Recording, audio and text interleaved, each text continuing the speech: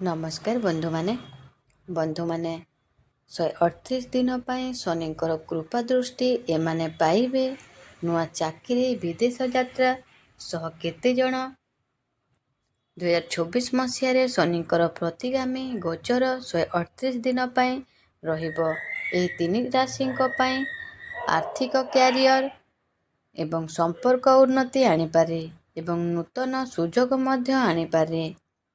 କେତେବେଳେ ଆପଣ ବହୁତ କଠିନ ପରିଶ୍ରମ କରନ୍ତି କିନ୍ତୁ ଫଳାଫଳ ଆଶା ଅନୁଯାୟୀ ହୁଏ ନାହିଁ ଏବଂ ତାପରେ ହଠାତ୍ ସମୟ ବଦଳିଯାଏ, କାମ ସରିଯାଏ, ଟଙ୍କା ଆସିବା ଆରମ୍ଭ ହୁଏ ଏବଂ ଜିନିଷ ଗୁଡ଼ିକ ଠିକ୍ ସ୍ଥାନରେ ପଡ଼ିବା ଆରମ୍ଭ ହୁଏ।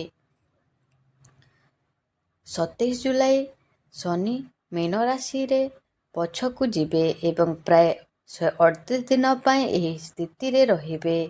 ଏହି ସମୟରେ କିଛି ରାଶି ପାଇଁ ଟିକେ କଷ୍ଟକର ହୋଇପାରେ କିନ୍ତୁ ତିନୋଟି ପାଇଁ ଏହା ଏକ ସୁଯୋଗ ହୋଇପାରେ।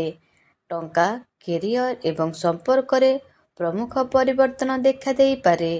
ଯଦି ଆପଣ ଜାଣିବାକୁ ଆଗାମୀ ଯେ ଆପଣଙ୍କର ରାଶି ଏହି ତାଲିକାରେ ଅଛି କି ନାହିଁ, ତେବେ ଆପଣ ଭିଡ଼ିଓଟିକୁ ଶେଷ ପର୍ଯ୍ୟନ୍ତ ନିଶ୍ଚୟ ଦେଖନ୍ତୁ ଏବଂ ଆପଣ ବି ଈଶ୍ୱରକୁ ଯଦି ମନରୁ ଭକ୍ତି କରୁଥାନ୍ତି କିମ୍ବା ବିଶ୍ୱାସ କରୁଥାନ୍ତି, ତେବେ ଭିଡ଼ିଓଟିକୁ ଲାଇକ୍ କରି କମେଣ୍ଟ ବକ୍ସରେ ଜୟ ମା ଲକ୍ଷ୍ମୀ, ଜୟ ଜଗନ୍ନାଥ ଅବଶ୍ୟ ଲେଖିଦିଅନ୍ତୁ। କୁମ୍ଭ ରାଶି, ଆପଣଙ୍କର ଆର୍ଥିକ ସ୍ଥିତି ସୁଦୃଢ଼ ହେବ। ପଡ଼ି ରହିଥିବା କାମ ଆପଣଙ୍କର ସମାପ୍ତ ହେବ ଏବଂ କ୍ୟାରିୟର ଊର୍ଦ୍ଧ୍ୱଗାମୀ ହେବ। କୁମ୍ଭ ରାଶି ପାଇଁ ଏହି ସମୟ ବହୁତ ସକାରାତ୍ମକ ଦେଖାଯାଉଛି। ଶନିଙ୍କ ପଛୁଆ ଗତି ଆପଣଙ୍କର ଦ୍ୱିତୀୟ ଘରକୁ ପ୍ରଭାବିତ କରିବ, ଯାହା ସିଧାସଳଖ ଟଙ୍କା ଏବଂ ପରିବାର ସହିତ ଜଡ଼ିତ। ଦୀର୍ଘ ସମୟ ଧରି ପଡ଼ି ରହିଥିବା କାର୍ଯ୍ୟଗୁଡ଼ିକ ସମାପ୍ତ ହୋଇପାରେ। ଯଦି ଆପଣ ଚାକିରି କରୁଛନ୍ତି, ତେବେ ଆପଣଙ୍କର ପଦୋନ୍ନତି କିମ୍ବା ନୂତନ ଦାୟିତ୍ୱ ସଂକେତ ଅଛି। ବ୍ୟବସାୟୀମାନେ ମଧ୍ୟ ଗୁରୁତ୍ୱପୂର୍ଣ୍ଣ ଲାଭ ଦେଖିପାରନ୍ତି। ଘର ପରିବେଶ ମଧ୍ୟ ଉନ୍ନତି ହେବ। ପୁରୁଣା ଦ୍ୱନ୍ଦ୍ୱର ଅନ୍ତ ହୋଇପାରେ ଏବଂ ସମ୍ପର୍କ ଅଧିକ ଘନିଷ୍ଠ ହେବ। ଶିକ୍ଷା କ୍ଷେତ୍ରରେ ମଧ୍ୟ ଆପଣ ବହୁତ ଉନ୍ନତି ପ୍ରଗତି କରିବେ। ଆପଣଙ୍କର ଡେଲି ଇନକମ୍ ବୃଦ୍ଧି ହୋଇପାରେ। ଆପଣ କିଛି ପଇସା ମଧ୍ୟ ସଞ୍ଚୟ କରିପାରନ୍ତି। ଆପଣ ନିଜେ ଦେଖିବେ, ଆଗରୁ ଆପଣଙ୍କର ରୋଜଗାର ହେଉଥିଲା କିନ୍ତୁ ଆପଣ କିଛି ପଇସା ବି ସଞ୍ଚୟ କରିପାରୁନଥିଲେ, କିନ୍ତୁ ଏହି 138 ଦିନ ମଧ୍ୟରେ ଆପଣ କିଛି ପଇସା ମଧ୍ୟ ସଞ୍ଚୟ କରିପାରନ୍ତି।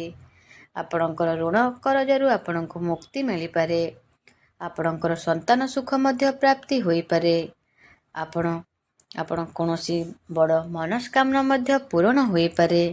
ଆପଣଙ୍କର ଯଦି ଏହି ରାଶି ହୋଇଥାଏ, ତାହେଲେ ଭିଡ଼ିଓଟିକୁ ଲାଇକ୍ କରି କମେଣ୍ଟ ବକ୍ସରେ ଜୟ ଶନିଦେବ ଅବଶ୍ୟ ଲେଖିଦିଅନ୍ତୁ। ତୁଳା ରାଶି, ତୁଳା ରାଶି ବାଧା ଦୂର ହେବ, ନୂତନ ସୁଯୋଗ ଆସିବ ଏବଂ ଚାକିରି ଏବଂ ବ୍ୟବସାୟରେ ବୃଦ୍ଧିର ସଂକେତ ରହିଛି। ଶନିଙ୍କର ଏହି ଭ୍ରମଣ ତୁଳା ରାଶି ପାଇଁ ଆଶ୍ୱସ୍ତି ଆଣିପାରେ। ଷଷ୍ଠ ଘରେ ଶନିଙ୍କର ସ୍ଥିତି ଶତ୍ରୁ ଏବଂ ଅସୁବିଧାରୁ ମୁକ୍ତି ଦେଇପାରେ। ଯଦି ଆପଣ ଦୀର୍ଘ ସମୟ ଧରି କୌଣସି ସମସ୍ୟା ସହିତ ସଂଘର୍ଷ କରୁଛନ୍ତି, ତାହା ଚାକିରି ହେଉ କିମ୍ବା ବ୍ୟବସାୟ, ତେବେ ଏବେ ଜିନିଷଗୁଡ଼ିକ ଆପଣଙ୍କର ସପକ୍ଷରେ ଆସୁଥିବା ପରି ମନେ ହେବ।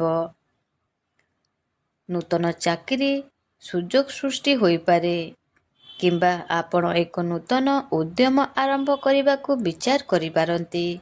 ଗୁରୁତ୍ୱପୂର୍ଣ୍ଣ କଥା ହେଉଛି, ନୂତନ ଆର୍ଥିକ ରାସ୍ତା ଖୋଲିପାରେ ଏବଂ ଋଣରୁ ମୁକ୍ତି ପାଇବାର ସଂକେତ ମଧ୍ୟ ଦେଉଅଛି। ଆପଣଙ୍କର ସନ୍ତାନ ସୁଖ ମଧ୍ୟ ପ୍ରାପ୍ତି ହୋଇପାରେ।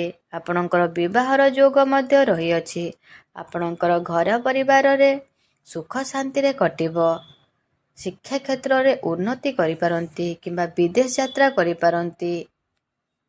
ବିଛା ରାଶି, ବିଛା ରାଶି ଆପଣଙ୍କର ଆର୍ଥିକ ଲାଭ ଏବଂ ସମ୍ପର୍କରେ ସୁଧାର, ନୂତନ ଆରମ୍ଭ ପାଇଁ ସଠିକ୍ ସମୟ। ଶନିଙ୍କର ଏହି ପରିବର୍ତ୍ତନ ବିଛା ରାଶି ପାଇଁ ଅନେକ ଲାଭ ଆଣିପାରେ। ଆପଣଙ୍କର ପଞ୍ଚମ ଘରେ ଶନିଙ୍କର ପ୍ରଭାବ ଆପଣଙ୍କୁ ହଠାତ୍ ଆର୍ଥିକ ଲାଭ ଆଣିପାରେ। ଆପଣ ଦୀର୍ଘ ସମୟ ଧରି ଅଟକି ରହିଥିବା ଟଙ୍କା ଆପଣଙ୍କୁ ଫେରି ପାଇପାରନ୍ତି କିମ୍ବା ଆପଣ ଋଣ ଦେଇଥିବା କାହାଠାରୁ ଟଙ୍କା ଫେରସ୍ତ ପାଇପାରନ୍ତି। ଏହା ଆପଣଙ୍କର ଆତ୍ମବିଶ୍ୱାସକୁ ବୃଦ୍ଧି କରିବ ଏବଂ ଆପଣ ଏକ ନୂତନ ଉଦ୍ୟମ ଆରମ୍ଭ କରିବାକୁ ବିଚାର କରିପାରନ୍ତି। ସମ୍ପର୍କ ଦୃଷ୍ଟିରୁ ଚାଲିଥିବା ବୈବାହିକ ସମସ୍ୟା ଆପଣଙ୍କର ଧୀରେ ଧୀରେ ସମାଧାନ ହୋଇପାରେ।